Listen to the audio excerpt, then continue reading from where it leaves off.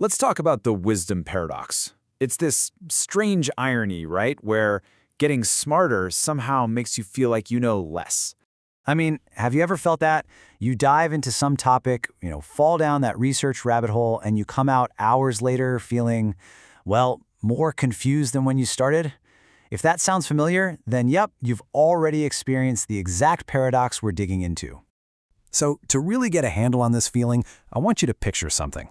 Let's set a scene. Okay, so you just finished this massive 400-page book on some obscure 18th century Prussian general. You are feeling good, you're feeling smart, you crush this thing, and you're brimming with all this new knowledge. You're ready to just walk into any room and drop little historical knowledge bombs like they're tactical grenades. You are the expert, right?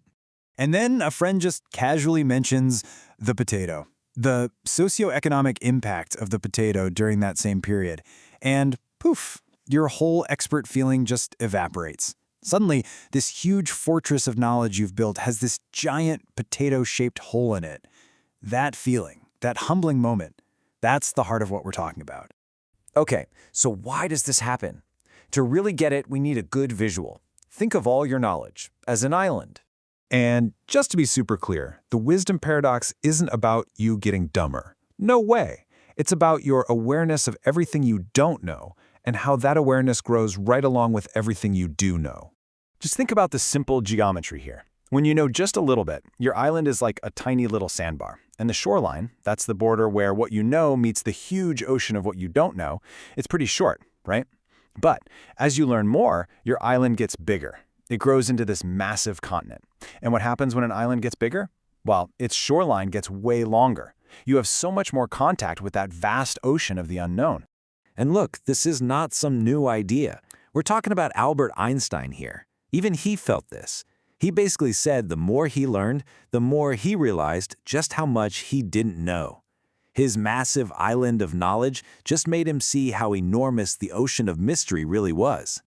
All right, so this feeling, this paradox, actually leads us to a really famous psychological effect. And the story behind it, well, it's one of the weirdest crime stories you'll ever hear. So get this. Back in 1995, a guy named MacArthur Wheeler robs two banks with his face covered in lemon juice. Why? Well, he knew that lemon juice can be used as invisible ink.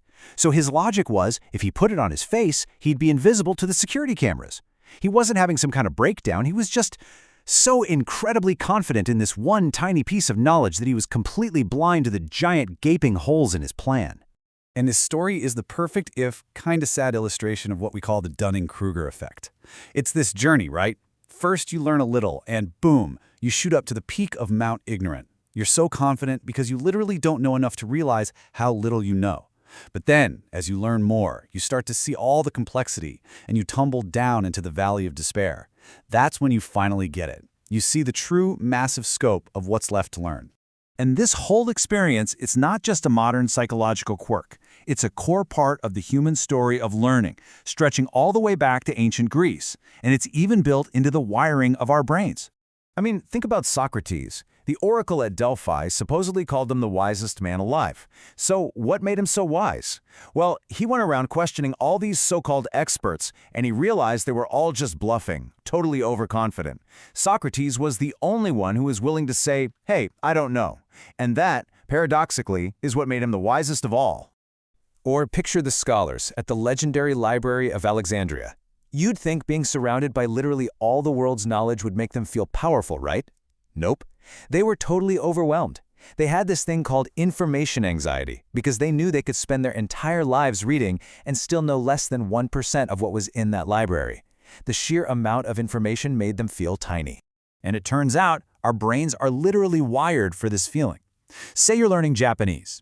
You learn your first dozen or so kanji characters and you feel awesome, right? You're making progress. But then your brain starts to get smart enough to see the pattern of what's missing. It starts recognizing all the gaps, the more than 2,000 other common characters you don't know. It's like the more you learn, the better your brain becomes at spotting the empty space. Okay, so at this point you might be thinking, well, if getting smarter just makes me feel more ignorant, what's the point? And that's a fair question. But here's the twist. Embracing this whole paradox, it's actually a superpower. Yeah, there's actual research on this. The fancy term is intellectual humility. But what it means is that people who are comfortable not knowing everything are just better thinkers. Seriously, they're better at looking at evidence objectively, they're more open to hearing different opinions, and when they disagree with someone, they don't see it as a fight, they see it as a chance to learn something new. Oh, and bonus, people just plain find them more pleasant to be around. So that's a plus. So this is all about flipping the script. The goal shouldn't be to have all the answers. That's exhausting and frankly impossible. The new goal? Try to ask the best questions. And let me tell you, there is so much freedom in just letting go of that pressure to be the expert in the room. Saying, I have no idea, but tell me more. That isn't failure. That's freedom. It's an open invitation to be curious and just learn without your ego getting in the way. So the next time you feel that vast ocean of ignorance stretching out in front of you, don't be intimidated. See it for what it is, a giant, amazing adventure waiting to happen. The only real question left is, what part of your shoreline are you going to explore next?